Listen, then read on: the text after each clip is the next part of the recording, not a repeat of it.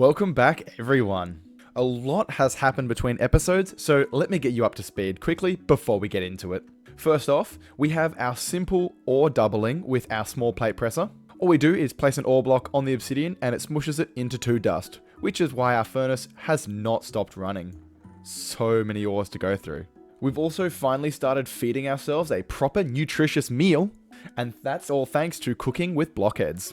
It really is as simple as opening up and just seeing what the best food is, clicking it, and eating it. We've also accumulated ourselves a full set of flux-infused armor, and now that is all thanks to these guys, mob drops. We're basically fully kitted out in not quite endgame, but certainly enough armor to stop us from dying. And we're definitely starting to get malnourished. And we've also started work on our fantastic new factory space, in preparation for today's episode. Now, I might have been a little bit rash in thinking that we were going to be able to get UU matter machine casing duplication in this episode. That's a bit silly. Let's just take it in small steps. Let's first complete all the necessary steps in immersive engineering, that being the improved blast furnace and metal pressing. And then we can move on to industrial craft, forestry, extra utilities, and so on and so forth. That all sounds good to me. I hope it does to you. So let's get into it. So first, let's make some more blast bricks. Ooh, just short. That's better. Now to make the improved bricks, all we have to do is reinforce them with a steel plate. And we do actually need a hopper for this build. We'll place it in our factory. Here we go. Boom. Beautiful. All done. And we definitely want to make 2 blast furnace preheaters, which are going to take, 14 iron sheet metal each. So we'll just make a bunch of blocks and see. So this is how our plate presser is working. We just place it in. It didn't have the animation there, but there we go. I think that's 12. One more. All done. So now we can turn this all into sheet metal. 14. Well, that's actually 16, but that doesn't matter. Alrighty. I don't actually think this is going to be enough copper wire. Oh, never mind. Definitely is. Make 2 copper coil blocks. 2 external heaters. And then 2 blast furnace preheaters. And the preheaters just are attached to the sides. I actually think they have to be placed properly like this. And like this. So now we get the preheating. And here's where we get to see if I can actually cable manage this. We only have 7 insulated wire.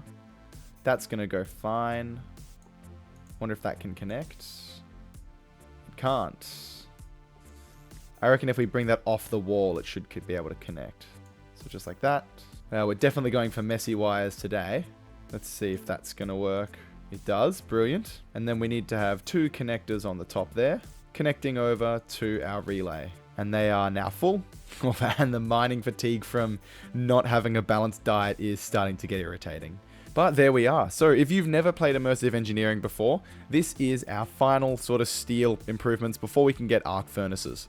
So effectively, iron and coal are going to go in the top, unless you manually put them in like I'm going to. And then steel will come out the front, slag will come out the back. Eventually we can automate this, and the blast furnace preheaters just make this a more efficient process. Only using around 40 RF per tick, I do believe. And our current power generation, I think, is anywhere between 200 to 400 RF per tick, depending on how the effect of having 2 blocks influences the thermoelectric generator. I know there are more efficient setups than this, but it's nice and neat, so you'll just have to deal with that. And we may as well start to connect some inventories. So this will automatically output steel into this chest, slag comes out the back, and we can place a chest on top.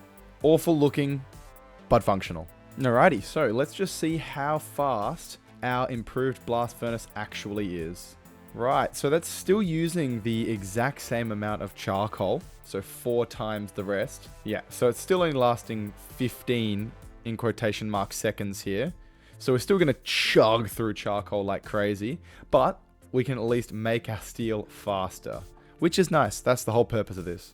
Alright, so I think it's time to start getting into some better storage. And that's going to start with forestry. And it might sound a bit funny that we need forestry to do some better storage, but bear with me. So first, let's make the sturdy casing. Copper gears, bronze ingots.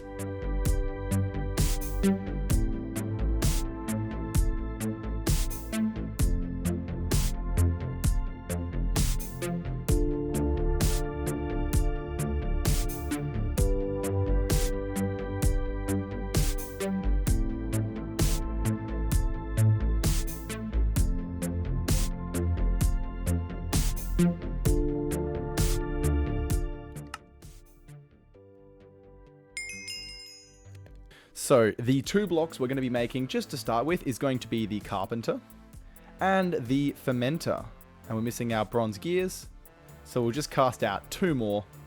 And now we have the fermenter. We'll need to grab our insulated wire, some connectors, probably a relay, and our wall mounts. And let's just place it in our factory. Okay, cool. Looks like they both have their power, which is fantastic. And the final block we need is the squeezer.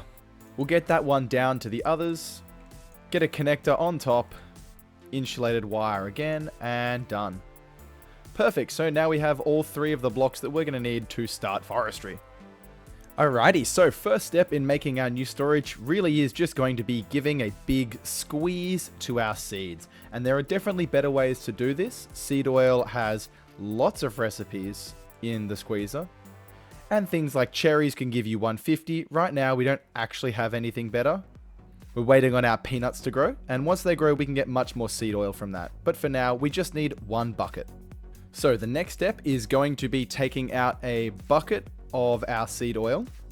Yummy. Putting it into the carpenter, I believe. And then making some impregnated sticks. I have put my seed into these sticks. Next up is making wood casings. We're going to need more sticks, which means more oil. And then we can turn those wood casings into small storage crates, which have a great inventory size.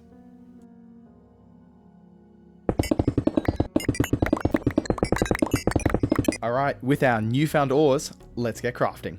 So, let's invest in some mechanism. So what do we need to start with? We're going to need 2 osmium blocks, 1 reinforced blast brick. Oh, fuck me.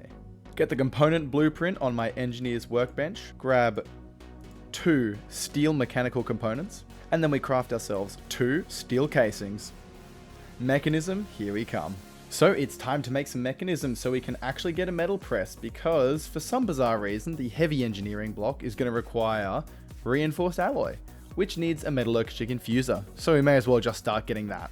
So first up on the agenda, we need to make the external heater, which then allows us to get the metallurgic infuser. Gambling time. And what's a factory without some uninsulated wiring? Might give it some energy upgrades, I reckon. I'm sure 1 will be just fine. And for our next machine, the enrichment chamber, we need 2 basic control circuits, which is 2 osmium and 2 redstone.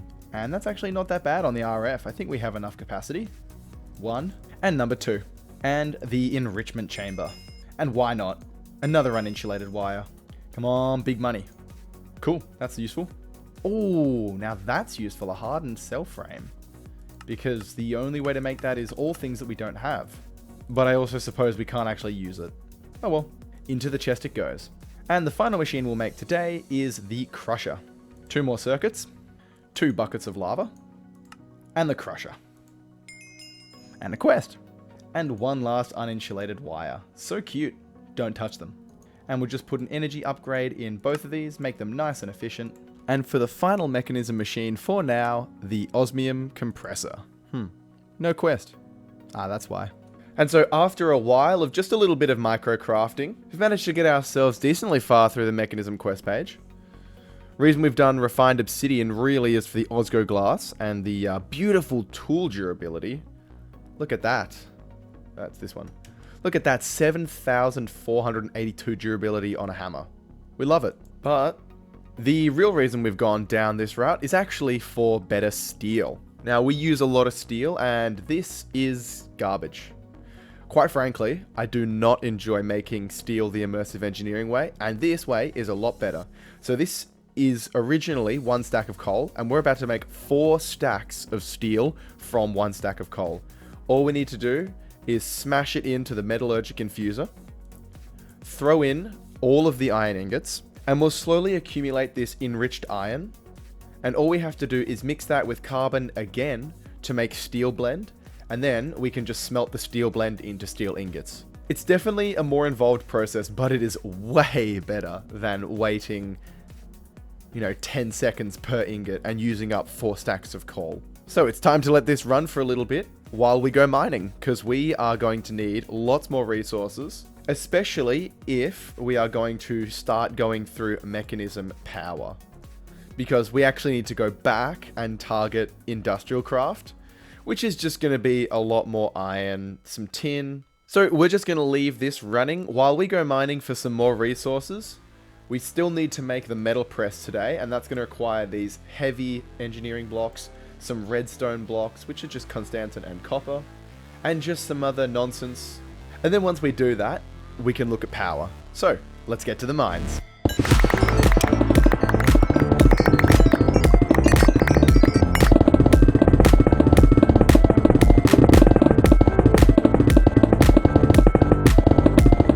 Alright, not a bad haul for about 3 minutes of mining at most. So let's take the ores that can be crushed, put them in our brand spanking new ore crusher, which will just work like that, not too bad. And the vacuum hopper is going to suck up all of the dust. And thanks to Alistair2001 from the Discord for showing me this compact setup, and also recommending a vacuum hopper. Very useful, and I didn't actually know about the block placer until he showed me. So thanks for that. And all the enriched iron is done, so we can actually put it into the infusing factory and start to make steel. And that's probably going to take around 4 years, so while we're here, let's finish off the metal press. So when finished, the metal press is going to look like this beautiful piece of machinery. And what we need is 2 steel scaffolding, a redstone controller block, a piston, heavy engineering, and 2 conveyors. There we are. So first off, we're going to need some plates, and we're going to need some iron plates, copper plates, and steel plates. And one of the easiest ways is just to put blocks into the plate assembler. Into the plate presser. Now, it's not the most efficient. In fact, it's slightly less efficient than the engineer's hammer, but it doesn't take any durability. So let's start with the redstone engineering block. We are going to need a redstone gear, which takes 4 redstone torches, and now the redstone gear, and now the redstone engineering block. Pretty simple there. Next up is going to be the steel scaffolding. So we're going to need steel rods, which it looks like the way to do that as of now is to make some steel sheet metal and smush it down. There we go. So steel scaffolding. We'll make 2 sets. 12 looks nice. Okay, I'll make 24. Now, heavy engineering is going to take uranium plates. And I have no idea why it's a 1-to-1 recipe here. That's fantastic. So we'll make 4 uranium plates. And now we need 2 iron mechanical components, which is going to be some iron plates and some copper. So we'll take our 2 components and slam it all together into our heavy engineering blocks. So that should be everything to make the press now. So steel scaffolding, the redstone engineering block, the heavy engineering block, a piston, and 2 of those. They're conveyor belts, and conveyor belts are just leather, redstone, and iron. There we go. The piston is orientation sensitive, because of course it is. So now we can get a plug on top. We'll make some copper wiring, and maybe we might insulate these ones so we don't keep getting zapped. There we are, insulated wiring. So we can connect to this point, and done. Now we have a metal press. Which means I'm pretty sure we can now just make 2 wire per ingot and just throw it on there. Boom, boom. It's beautiful. Absolutely beautiful. Alrighty, metal press in hand. And basically everything I wanted to get done this episode. But as you've probably looked at the time, it's actually super early in the episode. So let's spend hopefully a bit more time fixing our energy problem. And I say problem because look at all the machines we have. And I don't even know how much we generate. Is it enough? Who knows? Last I checked, ethylene is a pretty decent fuel source for the gas burning generator from Mechanism, and I am pretty certain that we're going to be able to make all of this. Can't remember exactly how much it makes, but hopefully we can make an energy cube and actually see what our power production is. Righty, so the machines needed here, we're going to need a crusher, so we need to go grab some lava buckets. Going to need a pressurized reaction chamber, which is going to need an enrichment chamber. So we'll make another enrichment chamber. And then the PRC needs a dynamic tank. And our inventory is full. Classic. 2 of these little basic gas tanks. And then that should be enough to make our... Oh, we threw the steel on the floor. And that should be enough to make the PRC. Next up is going to be an electrolytic separator. And it looks like we need to make some more enriched alloy. which we can just make by throwing some redstone, or our compressed redstone, into the infusing factory with some more iron. We're also going to need some pulverized iron and pulverized gold, which I've got some pulverized iron, and I think the gold is already smelted, so we may have to break that down. And we can do that by throwing some gold into the crusher. Alrighty, so 1 electrolytic core, 1 electrolytic separator. So now all we need is the crusher and a gas burning generator, which is going to need another electrolytic core. So another electrolytic core and 4 tough alloy, which is lithium and ferroboron.